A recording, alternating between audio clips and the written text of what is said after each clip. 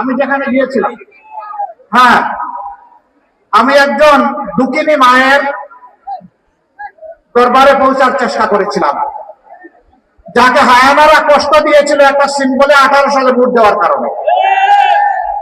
ওই মায়ের সম্মানে সেখানে আমরা নির্বাচিত হলে পৌরসভা করবো ইনশাআল্লাহ, ওই মাকে সম্মানিত করার জন্য ইনশাআল্লাহ তাআলা আজিম।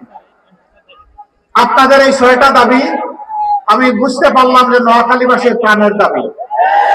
দোয়া করবেন, কথা দিচ্ছি আপনাদের সাথে বেইনসাফি করা হবে না ইনশাআল্লাহ। ইনসাফের মানদণ্ডে দাঁড়িয়ে অবশ্যই আপনাদের দাবিগুলো পর্যায়ক্রমে ইনশাআল্লাহ আমরা বাস্তবায়ন করব। আমরা সব দাবি কবুল করে নিলাম ইনশাআল্লাহ। আল্লাহ তাআলা আমাদেরকে এই অঙ্গীকার পূরণের জন্য বিশেষভাবে যেন সাহায্য করেন। আমরা একটা দুর্নীতি মুক্ত, চাঁদাবাজ মুক্ত, দুঃশাসন মুক্ত বাংলাদেশ চাই। আমরা চাই না 15.5 বছরের সেই দুঃশাসন আবার বাংলাদেশে ফিরে আসুক। যদি